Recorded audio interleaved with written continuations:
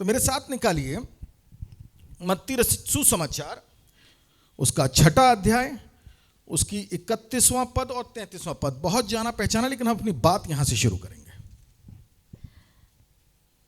31वें पद में इस प्रकार लिखा है, इसलिए तुम चिंता करके ये ना कहना कि हम क्या खाएंगे या क्या पिएंगे या क्या पहनेंगे। और 33वें पद में लिखा है, इसलिए पहले तुम परमेश्वर के राज्य और उसके धर्म की खोज करो तो ये सब वस्तुएं भी तुम्हें मिल जाएंगी। तो पहली जो पद है वो तो इस बात को दिखाता है जिसकी भागदौड़ में हम आप सब लगे हुए हैं। क्या खाएंगे, क्या पहनेंगे, बच्चा कहाँ पढ़ने जाएगा, उसकी ट्यूशन फीस का क्या होगा, है ना, उसका कॉलेज का क्या होगा, हम सब इसी भागदौड़ में लगे हुए हैं। लेकिन परमेश्वर क्या कहता है, पहले उसके राज्य और धर्म की खोज करो। मैं आपका ध्यान फिर यहां से दो बातें लिखी हैं, उसका राज्य और धर्म। हम आज धर्म के ऊपर बात नहीं करते, आज हम सिर्फ राज्य के ऊपर फोकस करेंगे। और जब हम राज्य के ऊपर फोकस करते हैं तो अगर राज्य है तो उसका क्या होना जरूरी है, राजा होना जरूरी। राजा कौन है हमारे इस केस में, पिता परमेश्वर। तो मैं बीच में अपने लाइफ की कुछ स्ट्रगल्स में मैं वाइफ से बोल रहा था, मैंने कहा यार परमेश्वर राजा है तो चलेगी किसकी, राजा की। तो जहां राज्य है और जहां राजा है तो वहां चलेगा किसकी बात। अक्सर जिंदगी में हम अपनी बातें चलाते रहते हैं और संघर्षशील रहते हैं, आत्मिक क्षेत्र में और अपने शारीरिक क्षेत्र में और अपने प्रोफेशनल और सांसारिक क्षेत्र में। खैर, मेरा ध्यान आपका ये है कि राज्य है तो राजा है, और राजा है तो राजा का आदेश है, उसकी मर्जी है ना। तो बात ये थी कि पहले किसकी खोज करो, राजा की खोज करने के लिए तो नहीं लिखा। तो हम लोग राज्य की खोज की तरफ चलते हैं, है ना। तो राज्य से क्या मतलब है, मेरे साथ निकालिए लूका रचित सुसमाचार, उसका 17वां अध्याय 20 और 21 से पढ़िए। इसको थोड़ा समझना पड़ेगा खोल के हमको। राज्य क्या है, सरसों का राई का दाना है, कहीं वो बहुमूल्य मोती है, कई जगह राज्य को समझाया गया है। लेकिन मैं यहां सिर्फ 2 पदों को लेकर आपके बीच में अपनी बात को रखूंगा। जी पढ़िएगा। इस प्रकार लिखा है, जब फरीसियों ने उससे पूछा, जब फरीसियों ने, जो धर्म गुरु लोग थे, उन्होंने उससे पूछा कि परमेश्वर का राज्य कब आएगा, तो उसने उनको उत्तर दिया, परमेश्वर का राज्य दृश्य रूप में नहीं आता। तुम जो देख रहे हो उधर उधर वैसे राज्य नहीं आता। वो सोच रहे थे ऐसे ही जैसे किसी और राजा का राज्य आएगा वैसे ही परमेश्वर का भी राज्य आएगा या यीशु मसीह का राज्य आएगा। तो वो कहते हैं ऐसे राज्य नहीं आएगा। कैसे आएगा, पढ़िएगा बहन। और लोग ये ना कहेंगे देखो यहाँ है या वहाँ है, क्योंकि देखो परमेश्वर का राज्य तुम्हारे बीच में है। हाँ जी, परमेश्वर का राज्य तुम्हारे बीच में है। जहां राजा की प्रजा होगी, राज्य उसका वहीं होगा। अब मोदी जी का राज्य पाकिस्तान में तो नहीं है। तो जहां राजा की प्रजा होगी, राज्य कहां होगा, वहीं होगा। तो परमेश्वर का राज्य हमारे बीच में है। पहली बात आप इसको पकड़िएगा, है ना। जहां प्रभु के लोग इकट्ठे हैं वहां है। जहां प्रभु के लोग संगति में हैं, राज्य वहां है। अगर पूरे प्रजा इधर उधर कहीं बिखरी पड़ी हो तो क्या कह सकते हैं कि राज्य यहां है। अब एनआरआईज के बीच में हम कह सकते हैं कि मोदी जी का राज्य है, नहीं ना। जहां राजा की प्रजा एक जगह है, फेलोशिप में है, सत्संग में है, आत्मिक रूप से जुड़ी हुई है, परमेश्वर का राज्य वहां है। एक चीज हमने पकड़ी, ठीक है। और ये कब है, राज्य है उनके बीच में, लेकिन कब।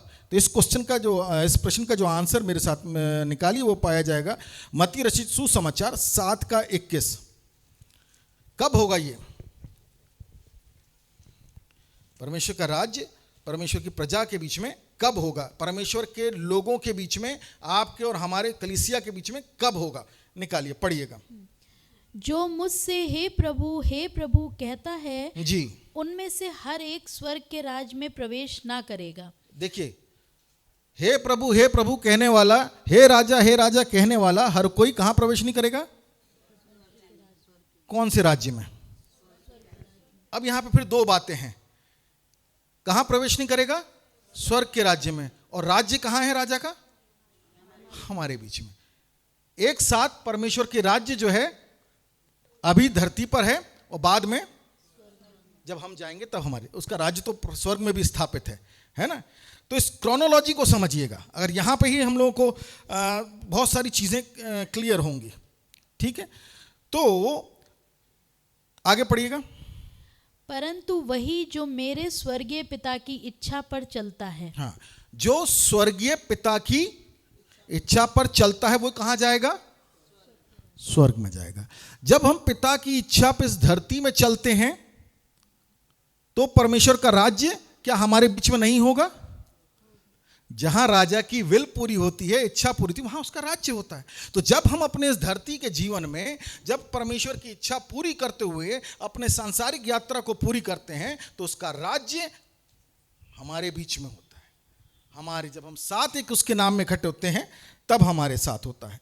तो मैंने इसको इस तरीके से लिखा है, इसको समझा है दोनों वर्सेस को जोड़ के, कि इसका मतलब यह है a fellowship of God's people, परमेश्वर के लोगों का संगठन या कलीसिया या वो समूह, छोटा समूह है, छोटे समूह मत डर, है ना, क्योंकि प्रभु को ये भाया है कि, समझ रहे हैं ना, छोटे समूह को परमेश्वर की इच्छा है कि राज्य दे। और ये देने के लिए, लेने के लिए क्या है? उसकी आज्ञाओं का अनुसरण करते हुए जीवन जीना। और जब उसकी आज्ञाओं को अनुसरण करते हुए चलते हैं, मानते हुए चलते हैं, तो उसका राज्य। अब मेरी बीवी अगर मेरे पे राज्य करती है तो किसकी चलेगी? है सर? बीवी की चलेगी। अगर परमेश्वर राज्य करता है तो किसकी चलेगी? परमेश्वर की चलेगी। तो जब हमारे जीवनों में परमेश्वर की इच्छा सकारात्मक रूप से काम करती है, हम मान के चलते हैं, तो उसका राज्य हमारे जीवनों में, हमारी कलीसिया में, हमारी मंडली में, हमारे समाज में स्थापित होता है। उसके राज्य की खोज करो। अब इस खोज के अंदर ये एक टाइम का कोई बात नहीं है। खोज करना या उसको स्थापित करने के लिए प्रयत्नरत होने में हमें बहुत सारा काम और एक्शन लेने की जरूरत पड़ेगी। सो मैंने लिखा है it's a fellowship of God's people who does the will of God on earth will have God's kingdom among them on earth and only those people will enter the kingdom of haven.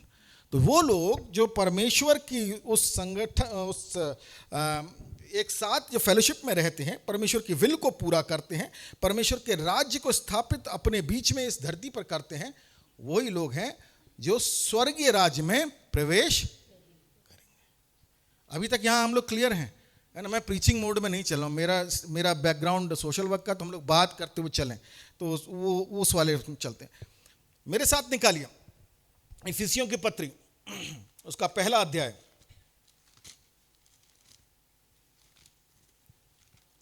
उसका 21 से 23। अब राज्य में जाएंगे, प्रवेश कौन करेगा? जो उसकी इच्छा को पूरा कर सकता है। लेकिन क्या ऐसे ही घुस जाएंगे हम लोग जाके? नहीं, एक परमेश्वर ने एक ऑर्डर बना रखा है कि देखो वो बादलों पे लेने तुमको आएगा। और यीशु मसीह के द्वारा जब साथ साथ, अच्छा ये बड़ी अच्छी सहायता मिल गई, थैंक यू भाई, मुझे नहीं मालूम पीछे चल रहा। खैर, तो उस राज्य में ले जाने के लिए कौन आएगा? बहुत छोटी छोटी बातें मैं उनको आपको एक सीक्वेंस में रख के समझा रहा हूं, कोशिश कर रहा हूं। यीशु मसीह आएंगे तो हम स्वर्गीय राज में एंटर सिर्फ यीशु मसीह के साथ कर सकते हैं, उसके नाम के साथ कर सकते हैं, है ना? मेरे साथ जल्दी से निकालिए। इसलिए परमेश्वर ने क्या किया? इफिसियों की पत्री पहला अध्याय 21 से 23 तक। सब प्रकार की प्रधानता और अधिकार और सामर्थ और प्रभुता के और हर एक नाम के ऊपर, जो न केवल इस लोक में पर आने वाले लोक में भी लिया जाएगा, बैठाया और सब कुछ उसके पांव तले कर दिया। ये सारा प्रिपरेशन परमेश्वर ने किया है। और उसे सब वस्तुओं पर शिरोमणि ठहराकर कलीसिया को दे दिया। कलीसिया को दे दिया। यीशु मसीह को किसको दे दिया? पिता ने, हमें और आपको, है ना? फिर आगे, ये उसकी देह है और उसी की परिपूर्णता है, उसी की परिपूर्णता है जो सब में सब कुछ पूर्ण करता है। सब कुछ पूर्ण करता है। कलीसिया को मसीह को दे दिया गया है। मसीह कलीसिया का कौन है? सिर। सिर बिना कलीसिया या शरीर का आप इमेजिन कर सकते हैं? नहीं। या कहीं जाना है तो हमको शरीर अगर जाना है तो इसका होना जरूरी है। तो खैर, मैं आपको वहीं लेके जा रहा हूं। 3 बातों पर हमने पहले ध्यान दिया कि उसके राज्य की खोज करो, ठीक चीज, पहली चीज। और राज्य के अंदर राजा परमेश्वर है, परमेश्वर की इच्छा चलती है। और परमेश्वर का राज्य कहाँ कहाँ है?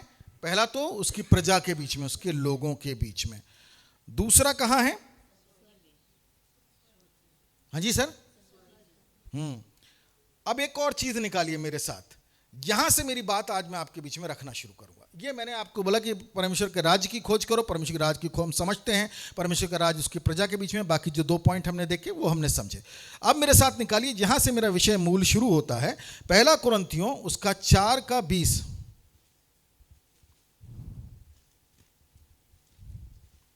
परमेश्वर का राज्य कहां है, या किस में है, या क्या है? पढ़िएगा। क्योंकि परमेश्वर का राज्य बातों में नहीं, परमेश्वर का राज्य खाली मैं प्रभु प्रभु प्रभु कर रहा हूं, हालेलुया प्रेज द लॉर्ड कर रहा हूं, तू मेरा सब कुछ है, सब कुछ है कह रहा हूं, बात खाली बात बात कर रहे हैं। परमेश्वर का राज्य बात में नहीं। अब मैं अपनी पत्नी से कितना कहता रहूं, तुझसे प्रेम करता हूं, प्रेम करता हूं, प्रेम करता हूं, सिर्फ बातें बातें करता रहूं, तो पत्नियां बेहतर जानती हैं, 2 मिनट पकड़ ली, खाली खोखली बातें करने, कुछ नहीं है ना। सो परमेश्वर का राज्य, ध्यान से सुनिएगा कलीसिया, परमेश्वर का राज्य बातों में नहीं है। आगे पढ़िए। परंतु सामर्थ्य में है। सामर्थ्य में, या सामर्थ्यशाली कार्य में है। अगर किसी को सरकार एम्बेसडर बना के किसी देश में भेजती है तो उसको कुछ करना पड़ेगा या नहीं पड़ेगा? आपको और हमको परमेश्वर ने यहां रखा है, तो हमको सिर्फ शादी के भोज में तो नहीं बुलाया है। राजा ने एक भोज का आयोजन किया और सबको बुलाया, कौन कौन, हम तो सब पहुंच जाएंगे। हम दावत में नहीं बुलाए गए, हम पार्टी में नहीं बुलाए गए हैं। इसलिए खाली थोती बातों से परमेश्वर के राज्य में एंट्री नहीं होगी। और क्रोनोलॉजी इस बात से हम समझिए कि जिसको जितना मौका मिला है, जिसको जितना समय मिला है, जिसको जितना शिक्षण मिला है, जिसको जितना वचन मिला है, जिसको जितना मार्गदर्शन और गाइडेंस मिला है, वो उस चीज के लिए जवाबदेह है कि उसने क्या किया अपने धरती के जीवन पे। और मैं मिनिस्ट्री करता हूं, वो मेरी नौकरी में ही मैं मिनिस्ट्री समझ लेता हूं। नौकरी मेरे पेट पालने के लिए, मेरे बच्चों को पालने के लिए, मेरे परिवार को चलाने के लिए, उसको ईमानदारी से करता हूं, अच्छी बात है, प्रभु की महिमा हो। लेकिन सिर्फ क्या वहीं तक हैं हम? क्या उतना करना परमेश्वर के लिए काफी है? ठीक, तो परमेश्वर का राज्य कहां पर है? सामर्थ्य में। मेरे साथ निकालिए लूका 12:32। राज्य उसका सामर्थ्य में है ना। और आगे देखिए, कुछ चीजों को हम जोड़ के आज समझेंगे।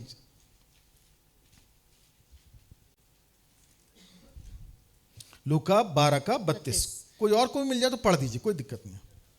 हे छोटे झुंड मत डर, हे छोटे झुंड मत डर, क्योंकि तुम्हारे पिता को ये भाया है। शालोम, छोटे झुंड मत डर कि आपके और मेरे परमेश्वर पिता को ये भाया है कि तुम्हें राज्य दे, तुम्हें राज्य दे। परमेश्वर की इच्छा में आया है कि हमें राज्य दे। यह परमेश्वर का प्लान है, वो देना चाहता है।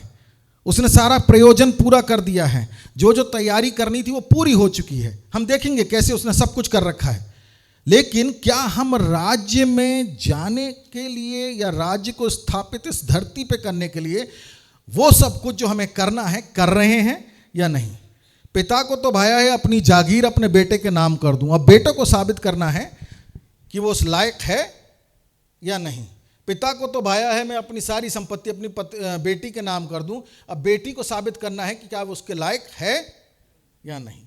मेरे साथ निकालिए पहला कुरिन्थियों उसका 3:16। अब हम देखेंगे पिता ने क्या क्या कर रखा है और पिता कैसे बड़ा एक सोची समझे प्लान के तहत अपना काम को कर रहा है। पढ़िएगा मेरे साथ। क्या तुम नहीं जानते कि तुम परमेश्वर का मंदिर हो? क्या तुम नहीं जानते क्या तुम परमेश्वर का मंदिर हो और परमेश्वर का आत्मा तुम में वास करता है। परमेश्वर का आत्मा तुम में वास करता है। पिता परमेश्वर, उस सारी सृष्टि के मालिक परमेश्वर ने अपनी आत्मा को हमारे अंदर देने के साथ साथ हमको हमारे शरीर को क्या बोला? क्या तुम नहीं जानते तुम्हारा शरीर तो पवित्र आत्मा का मंदिर है। पहला इन्वेस्टमेंट हमको पवित्र करके अपना आत्मा दिया। आत्मा कब दिया हम आगे देखेंगे, वरना उसने क्या उसने बयाने में एडवांस आत्मा दिया। जिस दिन हम प्रभु यीशु मसीह को स्वीकार करते हैं, उसको अपना उद्धारकर्ता ग्रहण करते हैं, अंडरस्टूड नहीं खेला जाएगा। अब प्रभु तुम तो जानती हो ना मैं तुमसे कितना प्यार करता हूं, ऐसा वाला गेम परमेश्वर के साथ नहीं। क्योंकि हर जो कोई विश्वास करे, गवाही स्वरूप बपतिस्मा ले और मुंह से अंगीकार करे, तब बात होगी, है ना। और यहां पे क्या कह रहे हैं, उसने अपना आत्मा हमको पवित्र आत्मा का मंदिर के रूप में बना के स्थापित किया। आगे देखेंगे पहला इन्वेस्टमेंट परमेश्वर ने किया, है ना। और वो इसलिए किया कि वो हमारे अंदर रह के अपने राज्य के काम को प्रचारित प्रसारित करे और राज्य करे। पवित्र आत्मा ही दिया था खाली? क्या हमारे अंदर सिर्फ पवित्र आत्मा है? एक जबरदस्त क्वेश्चन। हम लोग ज्यादातर बात करते हैं सिर्फ पवित्र आत्मा है, पवित्र आत्मा है। आइए चलते हैं देखते हैं हम क्या होता है। मेरे साथ निकालिए अब 2 कुरिन्थियों 1:22, जिसकी बात हमने अभी करी। 2 कुरिन्थी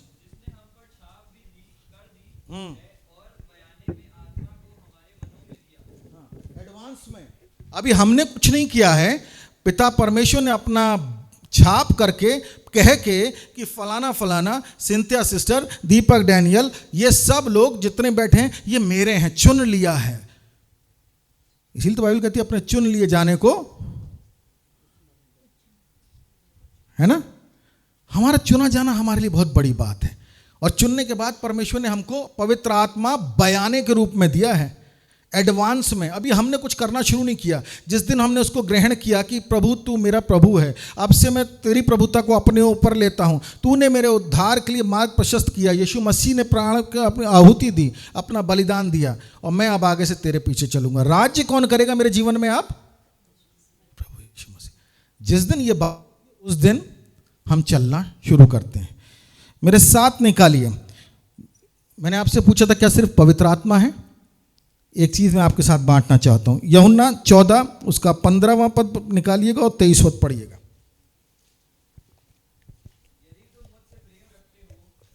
कौन कह रहा है ये? यीशु मसीह कहते हैं, यदि तुम मुझसे प्रेम करते हो,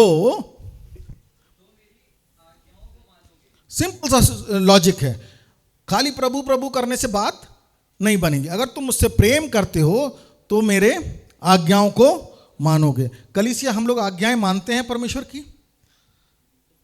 शायद पूरा परफेक्ट नहीं है, लेकिन कोशिश करते हैं, चलता है। कोई 70%, कोई 80%, कोई 90%, 100% कोई भी नहीं है, क्योंकि हर कोई पापी है। सब ने तो 99% से ऊपर किसी का भी नहीं आने वाला यहाँ, है ना। तो हम सब ने जो उसके साथ चल रहे हैं, आज्ञा मानने का प्रयास कर रहे हैं, और जो कोई आज्ञा मानता है उसके लिए पद है। ध्यान से पढ़िएगा, यदि तुम मुझसे प्रेम रखते हो, थोती बातों वाला प्रेम नहीं, सच्चा दिल वाला प्रेम, तो मेरी आज्ञाओं को मानोगे। आगे, हाँ, सहायक देगा। कौन सा पद पढ़ रहे हो आप? 16 नहीं छोड़े, अब वो सहायक देगा वो हमने पहली बात कर लिया, आएगा वो ना। अब 23 पढ़िए आप।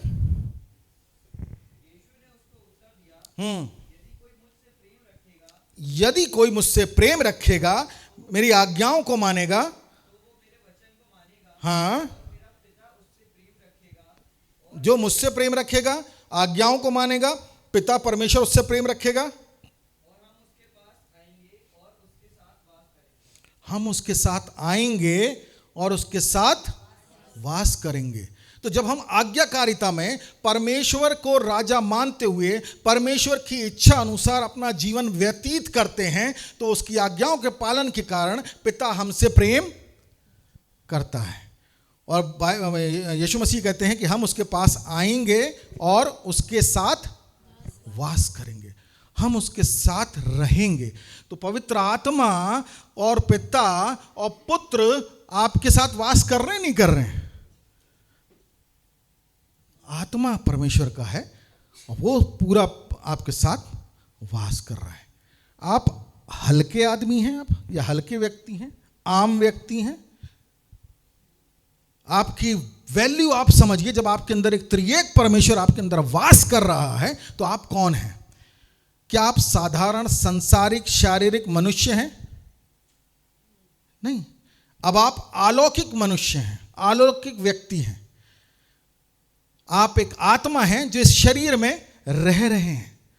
आपका सोचना आत्मिक होना चाहिए। इसीलिए बाइबल कहती है तुम आत्मा के चलाए चलो तो शरीर की अभिलाषाओं को किसी रीति से पूरा नहीं करो। तो हमारी पहचान ये है कि हम आत्मिक व्यक्ति हैं। तो पिता हमारे अंदर जो इन्वेस्टमेंट कर रहा है, पहले उसने क्या करा, उसने हमको अपना बेटा बेटी होने का अधिकार दे दिया, हमारे शरीर को अपना पवित्र आत्मा का मंदिर बोला, और जब हम आज्ञाकारिता में चलते हैं तो कहता हम तेरे साथ वास करते हैं। अगर हम उस स्थिति में हैं, उस अवस्था में हैं कि हम परमेश्वर की आज्ञाओं का पालन करें, तो हम एक त्रिएक परमेश्वर को अपने साथ लेके चल रहे हैं। परमेश्वर ने उसके राज्य की खोज के रास्ते में चलते हुए इतना काम पहले से कर दिया। क्रोनोलॉजी समझते चलिएगा, एक सीक्वेंस में चीज़ें आ रही हैं, ठीक है जी। मेरे साथ निकालिए लूका उसका 9:2। अब पढ़िएगा, आत्मा दे दिया, बाल बच्चे होने का अधिकार दे दिया, हमारे अंदर आके वास करने का भी रास्ता खोल दिया। अब पढ़िए,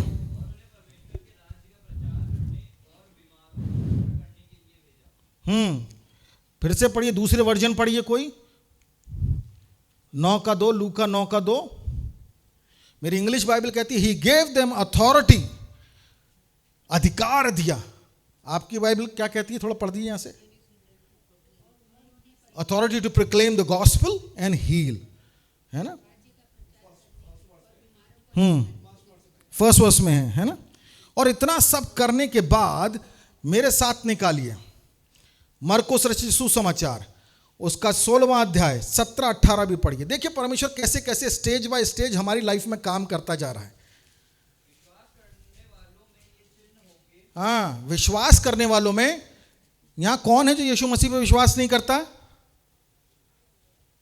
सिर्फ टाइम पास करने आ गए हम यहां पे? अगर नहीं ना, सब विश्वास करते हैं। हमारे विश्वास का लेवल अलग अलग हो सकता है ना। और इसीलिए वो कहते हैं विश्वास करने वालों के क्या होंगे, ये चिन्ह होंगे। क्या चिन्ह है भैया, पढ़िए। हाँ हाँ, सांपों को उठा लेंगे, वस्तु पी भी लें कुछ हानि ना होगी, बीमारों पे हाथ रखेंगे और वो चंगे हो जाएंगे। ये कुछ इंडिकेटर्स, कुछ सूचक, कुछ पहचान आने वाले कुछ निशान आपको और हमको परमेश्वर ने बताया है कि किसके चिन्ह होंगे भैया ये। अब हमको अपने आप को ये देखना कि हम कौन हैं, और अगर हम इनमें से हम विश्वासी हैं तो इनमें से कोई एक चिन्ह हमारे साथ चल रहा है या नहीं चल रहा है। 5 साल पहले नहीं चलता था, कोई बात नहीं, आज 5 साल बाद उनमें से कोई एक इंडिकेटर हमारी लाइफ में शुरू हुआ है, नहीं हुआ है। क्या पहले नहीं होता था? अब हम हाथ रख के प्रार्थना करते हैं, चंगाई हो रही है, नहीं हो रही है। धीरे धीरे बढ़ते बढ़ते आप आगे बढ़ेंगे। अगर आपके साथ दुर्घटनावश आप कुछ गलत खा लेते हैं, कुछ पी लेते हैं, साजिशवश कोई आपको पिला भी देता है, खिला देता है, तो पिता परमेश्वर कहता है कि तुम्हारी कुछ हानि नहीं होगी। इस प्रकार की गवाहियां हमारे जीवनों में आ रही हैं, नहीं आ रही हैं? मैं मेरी उम्र का गवाह हूं, आप आपकी उम्र के गवाह हैं। मैं मेरी कलीसियाई जीवन का गवाह हूं, आत्मिक जीवन का गवाह हूं, आप आपकी आत्मिक जीवन के गवाह हैं। मैं मेरी जीवन के लिए जवाबदेह हूं, आप आपके जीवन के लिए जवाबदेह हैं।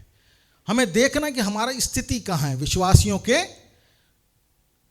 पिता ने तो अपने पुत्र के होने की अथॉरिटी दे दी, अपना पवित्र आत्मा दे दिया, अपना राज्य में अपना अधिकारी बना दिया, सारा कुछ करके बैठा हुआ है।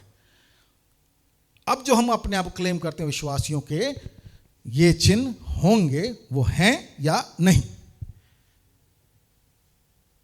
अगर अभी भी वो चिन्ह निकलना शुरू नहीं हुए तो वो ऐसी सी बात होगी कि 10वीं में 10 बार आने चाहिए। हम शारीरिक रूप से बढ़ रहे हैं, हमारे बाल सफेद हो रहे हैं, बच्चे हमसे लंबे हो रहे हैं, सब कुछ बढ़ रहा है, सब आगे चल रहे हैं, आर्थिक रूप से भी आगे हैं, प्रोफेशनल रूप से भी आगे हैं। सिर्फ एक आत्मिक क्षेत्र है जहां हमारी ग्रोथ के ऊपर हम मूल्यांकन नहीं कर रहे हैं। चर्च सिर्फ यहाँ आके सुनने के लिए नहीं है। ये जिम्मेदारी, ये जो सारे काम हैं वो पास्टर साहब को करने के लिए नहीं दिए हैं। ये यहाँ से चार्ज होके वापस जाके आपको आगे बढ़ना है, हमको आगे बढ़ना, हम इसलिए भेजे गए हैं।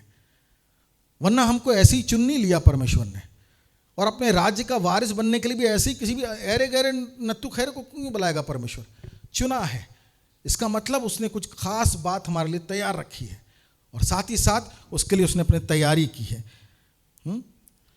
ये चीज़ें अगर नहीं हो रही हैं हमारे जीवनों में तो सोचना पड़ेगा क्या बात है। कोई हिलता हुआ आया, भैया हाथ रख के दुआ करी तो पता नहीं इसका मुझ पे ना आ जाए, डर लगता है ना। बीमारियों को चंगा करने से पहले हाथ यार कर तो दिया, पता नहीं कल हुआ नहीं हुआ, फिर मेरी तो बड़ी मतलब रेपुटेशन खराब हो जाएगी। हम इस तरीके से सोचते हैं। हमारे डर, हमारे झिझक, हमारे विश्वास की कहीं कमी या डिगने के कारण हम उन कामों को जो परमेश्वर के राज्य को स्थापित करने के लिए हमको दिए गए, हम करते, हम ठलुआ विश्वासी हो गए हैं। बड़ बड़ बड़ बड़ बड़ बड़ बड़ बातों से परमेश्वर का राज्य नहीं है, काम से होगा। हम डरते हैं, झिझकते हैं,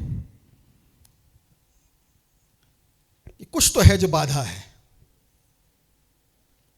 एक कारण मैं जब सोच रहा था तो मुझे ध्यान में एक बात आया कि जब हम लोग नया नया मोबाइल लेते हैं तो मोबाइल की बैटरी कैसे होती है, चार्ज आती है, और लंबा टाइम आप उसको छोड़ दें ड्रेन हो जाता है। बहुत लंबा टाइम छोड़ दें तो वो डीप ड्रेन हो जाता है, डीप डिस्चार्ज हो जाता है। अगर आप ठंड में रख दें तो क्विकली डिस्चार्ज हो जाता है। मेरा बेटा मुझे बता रहा था कि अंटार्कटिका के एरिया में लोग अपने फ़ोन को हाथ में नहीं पकड़ते, एकदम यूं करके नीचे ख़त्म हो जाता है। हमारा चार्ज ठंडे होने की वजह से तो नहीं घट गया। सरगर्म रहने के लिए तो प्रयास करना पड़ेगा, आत्मिक रूप से गर्म रहने के लिए प्रयास करना पड़ेगा। हम क्यों परमेश्वर के वो काम नहीं करते जो परमेश्वर के राज्य को मनुष्य जाति में स्थापित करने के लिए इस पृथ्वी पर जरूरी है? और अगर हम वो काम नहीं करते तो हर एक वो जो मुझको हे प्रभु कहता है, कहाँ नहीं जा पाएगा। हम तैयारी कहाँ के लिए कर रहे हैं? हम सब जाना चाहते हैं, नहीं जाना चाहते।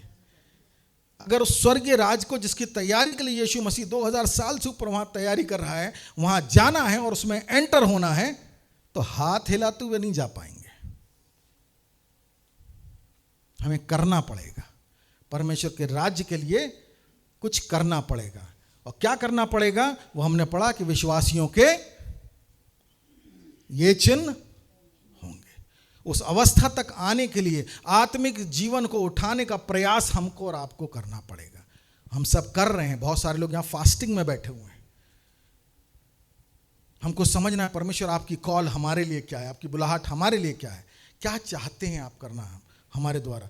करिए, मैं उपलब्ध हूँ।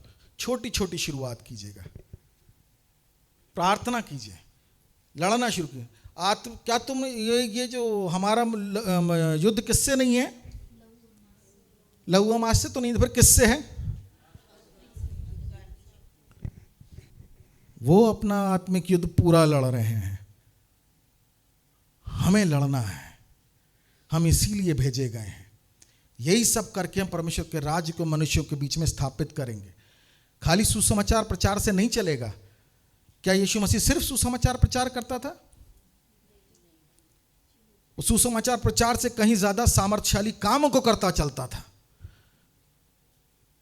इसीलिए बाइबल में लिखा, अगर उसके सारे कामों को लिखा जाए तो दुनिया भर की किताबों में भी वो स्पेस, वो जगह नहीं होगी। नहीं लिखा गया। आदमी शरीर, आत्मा, देह, प्राण से बना होता है। उसकी खाली आत्मिक जरूरत नहीं होती, और भी जरूरतें हैं। उनके लिए अगर हम इंटरवीन करेंगे, उनके लिए अगर हम प्रयासरत करेंगे, उनके लिए अगर हम प्रार्थना और आत्मिक युद्ध के क्षेत्र में आगे बढ़ेंगे, तब परमेश्वर का राज्य स्थापित होगा लोगों के बीच में। आत्माएं बचाना जरूरी है, लेकिन उसकी बीमारियां भी हैं, उसकी गरीबी के बंधन हैं। इतने बंधनों के अंदर शैतान ने जकड़ रखा है लोगों को, उनको कौन तोड़ेगा? पास्टर साहब खाली अकेले? पास्टर साहब तो लीडर हैं, उनके साथ एक टीम चाहिए पीछे लड़ने के लिए। सेनापति के पीछे हमेशा एक सेना होती है। लेकिन अक्सर हमने ये सोचा ये काम सिर्फ पास्टर लोगों का है, इवेंजलिस्ट लोगों का है। नहीं, ये हम सब का है। क्योंकि अगर हमको स्वर्गीय उस राज्य में जाना है तो इस धरती पर राज्य के निर्माण करने के लिए अपना योगदान अपने गिफ्ट्स के अनुसार, अपने फलों के अनुसार, अपनी उन योग्यताओं के अनुसार करना होगा। हमें दावत में नहीं बुलाया गया है कि आ जाओ बस ऐसी सज धज के। क्या लेके जाएंगे हम यहां से, वो इंपॉर्टेंट है। हम डरते हैं इसलिए नहीं करते हैं। परमेश्वर का एक वचन निकालिए जो एश्योरेंस परमेश्वर देता है, आश्वासन परमेश्वर का है। पहला यूहन्ना 4:4। डर सबसे ज्यादा परेशान करता है।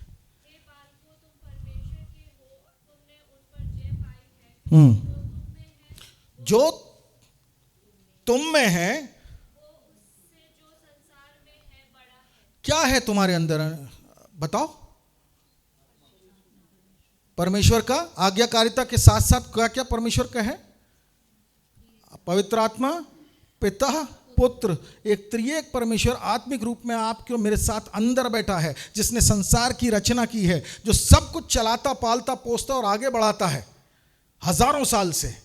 वो जब अपने अंदर है और जब हम वो आम साधारण लोग नहीं हैं, तो फिर डरने की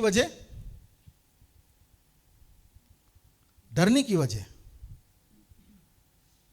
हमें जागना होगा कि हम हैं कौन, और हमें समझना होगा कि हम खाली हाथ परमेश्वर के पिता के पास नहीं जा सकते, क्योंकि राजा के पास कोई भी छूछे हाथ।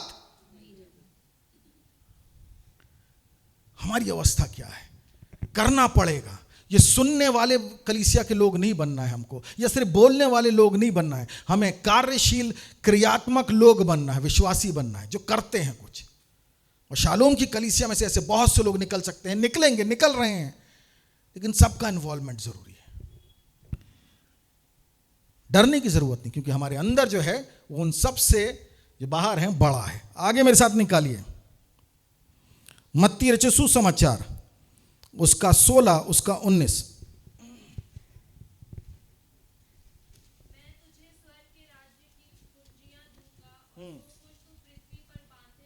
जो कुछ तू पृथ्वी पर बांधेगा, ये प्रॉमिस हमको भी है कि जो कुछ तुम यहां बांधोगे, 2 या उससे अधिक लोग अगर एक बात पे एग्री करोगे तो परमेश्वर उस चीज को बांधेगा। तो जो कुछ आप इस पृथ्वी पर रहते हुए बांधते हैं वो कहां बनता है? आप अपने आप को आम आदमी पार्टी का मेंबर समझते हैं। जो यहां बांध दिया जाएगा, 2 विश्वासी प्रार्थना में एक मन होकर अगर कुछ बांध देंगे वो बंध जाएगा। लेकिन उस आत्मिक मल युद्ध को आपको सीखना पड़ेगा और वो करना पड़ेगा। वो करते हैं। हाँ, तो जो कुछ तुम में है,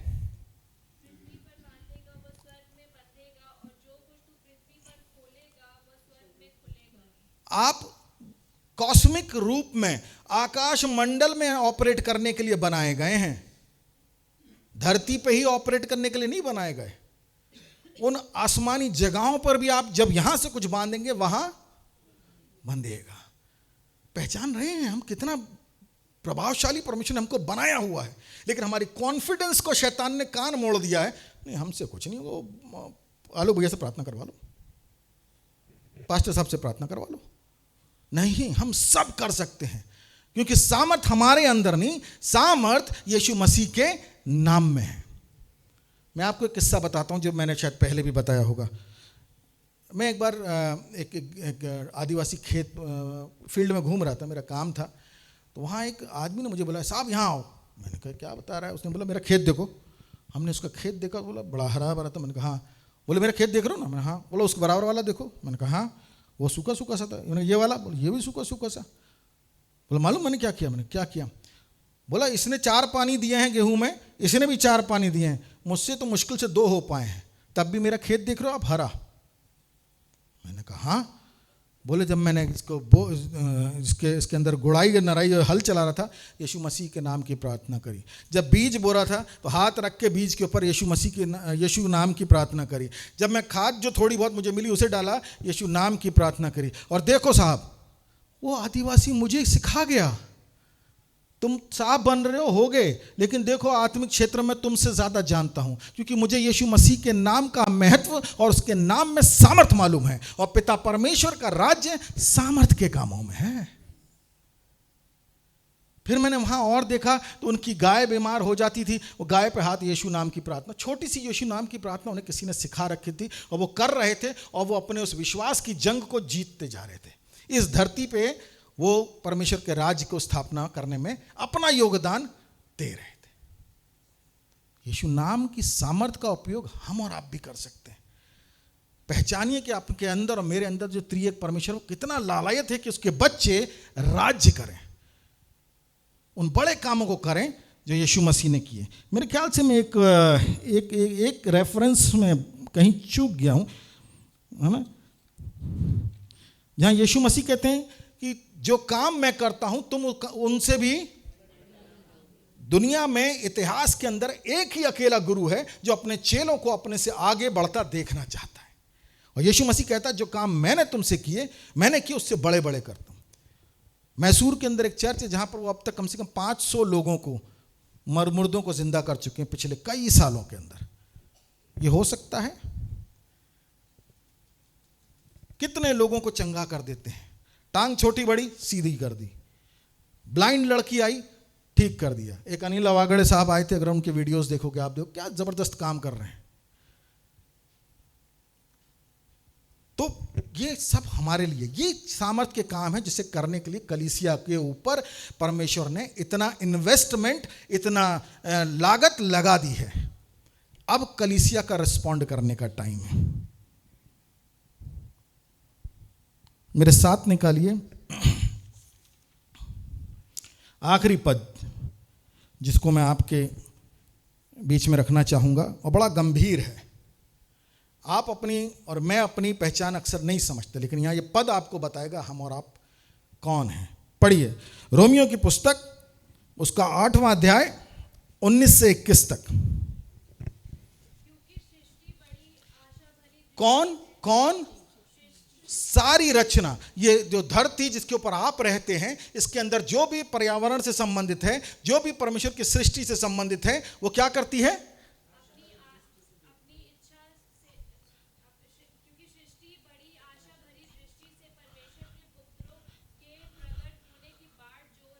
हाँ, कौन बाट जो रहा है? किसके प्रकट होने की? वो कहां से आएंगे? वो कौन है?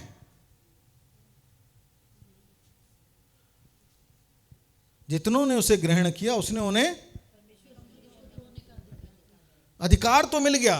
अब ये धरती जो आपके और मेरे लिए वेट कर रही है, जहां इतनी सारा परेशानी है, इतनी सारा करप्शन है, बीमारी है, गरीबी है, इसके जवाब देने के लिए कौन जाएगा? ये परमेश्वर के पुत्र पुत्री कब निकलेंगे बाहर? ये कौन से चर्च से जाने हैं? क्या ये आप और मैं नहीं है जिसकी बाट ये जो रही है?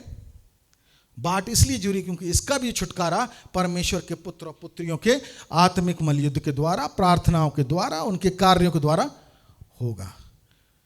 आप और हम आम आदमी नहीं हैं। भले ही आप कैसी भी फाइनेंशियल स्टेटस से आते हो, भले ही आप किसी भी पारिवारिक पृष्ठभूमि से आते हो, भले ही आप किसी भी जाति से आते हो, भले ही आप कितनी भी कम या ज़्यादा एजुकेशन से आते हो, भले ही आपकी कमाई क्या हो, उससे कोई मतलब नहीं है। आपका अधिकार यीशु मसीह के अंदर परमेश्वर के पुत्र और पुत्री होने का ठहराया गया है। और अब आपको क्रियान्वित होते, आत्मिक क्षेत्रों में जबरदस्त तरीके से एक्टिव होते हुए देखने के लिए पृथ्वी तक इंतजार कर रही है, बाट जो रही है। हमें निकलना है, निकलना होगा, इसीलिए भेजे गए हैं ताकि हम छूछे हाथ, खाली हाथ परमेश्वर के राज्य में ना जाएं।